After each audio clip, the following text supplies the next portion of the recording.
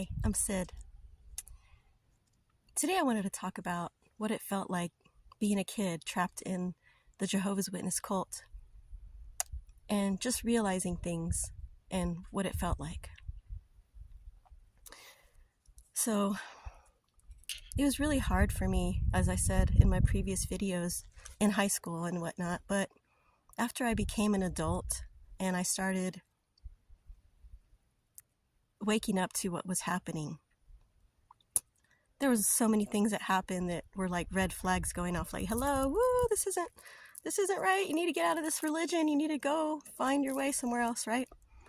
But there's this feeling you have like, this is my family. That's my mom. That's my dad. That's my sister. This is my life. How can I just leave?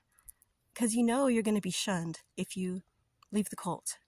You know that they're going to guilt trip you and tell you all kinds of things. And somehow I still had the guts to get out. I think I just recognized that there was too much abuse happening in my home. And there was a lot of pressure on me to get baptized, marry an elder in the congregation, and be a good little obedient wife, right? But that's not what I wanted. So somehow as soon as I turned 18, as soon as I finished high school, I was out of there. And I moved into a situation with some friends and we got an apartment together. Well, that didn't last very long because, things just didn't go right. Short story. So anyway, I had to end up calling my parents for help. And of course I got the guilt trip. Oh, we'll see, if you would have stayed with Jehovah, everything would have been fine. This is what happens when you go to the world, right? You get treated this way and things happen bad to you. Right? And so I was like, oh God. So that really beat me the hell down. I was only 18 years old. So I was beaten down. And so my parents came, picked me up. I got the whole guilt trip all the way home, blah, blah, blah. I got guilt shamed into going back to the religion. So it's like a breakup, I had to go in and out a few times before I really sunk in that I need to get the fuck away from, excuse my language, but I need to get the hell away from this religion and these people who don't love me, who are supposedly family, right? Anyway, so I got home. I started going back to church again, blah, blah, blah. It was okay, I was doing what I was supposed to be doing, right? And, but really nothing changed. I didn't get any more extra love. I didn't get any more extra approval. It was just like, you're here now. Okay, good. They're happy, right? But there was really no warmth, no love, no feeling wanted, feeling like you belonged there. I'm not saying there was bad people at the church. There was nice people, very nice people, in fact. And the thing about this cult is that it brings in good people who are usually very damaged in their life because they've been through so much things already. And then this cult comes to your door and tells you, you're going to get in paradise. Everything's going to be great. God's going to take care of you, blah, blah, blah, right? And so you start believing that. And so it brings in all these good people. So I'm not saying that the people in the cult aren't good. I have met some of the most sweetest, loving people in this cult who I feel are trapped in it because of their good heart and their sweetness. But there are also people in the cult who are very ugly and very evil, definitely. And they're the ones usually in charge of the flock, right? So I started noticing little things here and there. I started noticing, I don't really want to say too much, but people who were in charge of the congregation being perverts, let's say that. And you know what I'm talking about if you're familiar with the cult. There's a lot of sexual abuse. There's a lot of child abuse that happens. Luckily, nothing like that ever happened to me, and I'm so grateful for that. I was flirted with, I would say, when I was a teenager with elders. That was really gross to me, in subtle ways, which was very disturbing. But as I started growing and growing up and realizing all these things, I started realizing this isn't what I want, right? So when I got into another relationship and I married my partner, who I'm now trying to get away from desperately and divorced from, my father tried to get us to study the Bible and blah, blah, blah. And my partner had this view, like, basically he was atheist at the time, I believe, and wasn't really digging it. So he kind of helped me at that time to realize this is BS. And I'm very grateful that he did that, because even though I'm not really happy with this person right now, I'm still very grateful for things that he did for me in my life. And that was one of them. If it wasn't for him, I probably would not have been able to get out at that time. Eventually, I probably would have seen it on my own. But he really helped me to realize that this is some bullshit. There's, he put his atheist views in there. But I never really became atheist. I still believed in Jesus. I love Jesus. I love the teachings of Jesus. And I feel like the Bible is just full of a lot of BS that people put into there to make them look good. Like anybody would tell their story. They want to make themselves look good, and right? Anyway, so my partner helped me to realize the BS. And so my dad tried one last time to get us to come in. He's like, just come with me to the convention. There's a convention happening this weekend, blah, blah, blah. Let's go. And so I didn't really want to, but I'm like, we were actually living with my parents at the time. So I felt like we just have to do this to make them happy until we can figure out how to get out of here. So we went. It was in San Antonio, and I'll never forget this. It was so freaking crazy. It's the craziest thing I've ever seen at a convention. So it was time for the baptism, and it was lunchtime. And so they did the whole bullshit baptism, excuse my language, the BS baptism talk and all that, where they ask them a question and the whole crowd says, yes, yes, we want to devote our lives to God. Yes, yes, yes, right? So we started eating our lunch, and then we were watching people get baptized. And there was this young girl who was I'd say maybe 14 years old, very young. And she walked into the baptismal pool, and she seemed like she was afraid of water. She seemed very skittish. And so the elder or whatever put her under, and then for some reason, like, it didn't work right. She didn't have her position right. You know how they make you do some kind of weird position like this or something? And she was like so scared of the water that she kind of got out of it. And so he's like, okay, let's do it again. So he dunked her in again. And then again, something went wrong. And he just kept dunking her under and under. And it was like 5 or 6 or 7 times. And I was like, what in the heck is this? What is this? I mean, I have been to so many conventions in my life. I had been to, I don't even know how many, dude. You know how it is every year. You go to these conventions. And I was just shocked by this. Like, I was speechless. And at this point, I was like, you know what? I have to get out of here. I'm not going to be a part of this anymore. And I told my dad, I want to leave. I don't want to be here anymore. Let's go. And my husband's like, yeah, let's go. I don't want to be here either. And so my dad was really upset. He's like, why? Why do you want to leave? It's only lunchtime. There's only a few more hours. Let's just hang. I'm like, no, I want to leave now. I don't want to do this anymore. And so reluctantly and a little bit angrily, my dad said, okay. And so we left. And that was the last convention I ever went to, and the last meeting I ever went to, because the insanity levels were off the charts. It was just crazy. Not to mention the brainwashing during the talks and the prayer brainwashing. And it's like, it was just all clicking. You need to run. Run is what was going on in my mind, right? And it was just so eye-opening and such a wild experience. And I'll never forget that. But that wasn't the end of me trying to still fit in with my parents. It wasn't the end of me trying to still get their acceptance.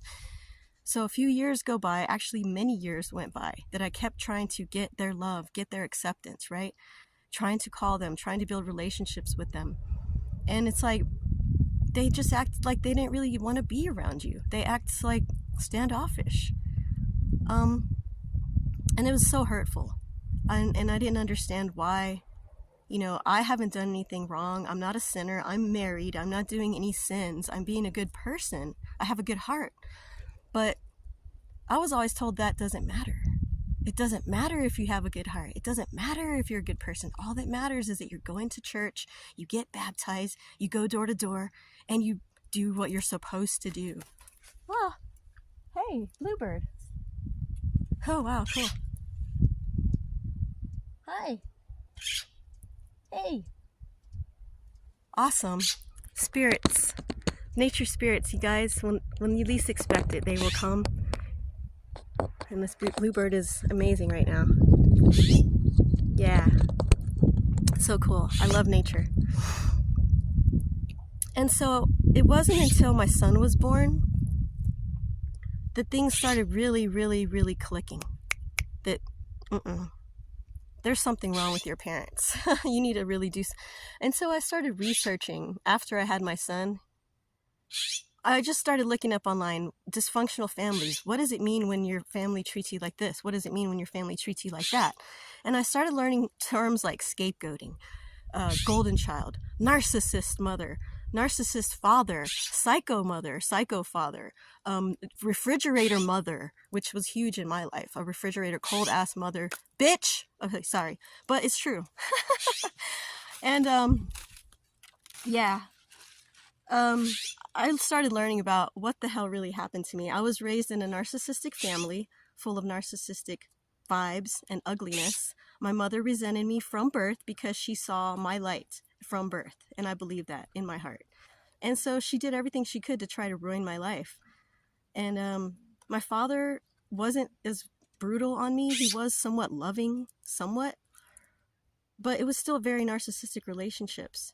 And when I learned all this, it was so shocking to me and hurtful, and it was actually painful. I was depressed. I went through this transformational period of I don't even know. My husband describes it as I wasn't even myself. I turned into somebody else, not really by doing anything, just, I guess, kind of being closed off and feeling betrayed by my childhood.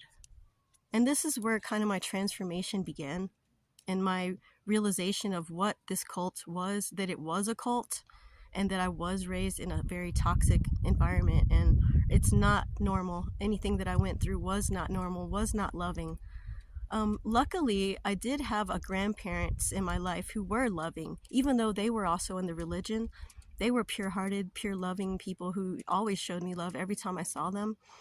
If it wasn't for them, I don't know who I would be today. So I'm very grateful for my abuelo and my abuela, Esico and Merida, who showed me pure love and true love, despite me not even being in the religion. Even when I left the religion, she'd still call me and tell me she loved me and she wished the best for me. She would say, I wish you would come back to the religion, but if you don't, I still love you. And I really love that. And I'm so grateful that those people were in my life because, like I said, not all bad people are in this cult. There are still beautiful, good-hearted people there, and they were one of them. And they really helped me to see what real love was. So anyway, once I learned all about who these people were in my life, my mother, my father, my sister, they were all narcissistic and a part of this cult. And it just was an eye-opener that I need better for myself. And I need to heal myself and realize that this isn't love that I was given. And when someone doesn't love you and still trying to take from your energy, you have to know when to cut that off.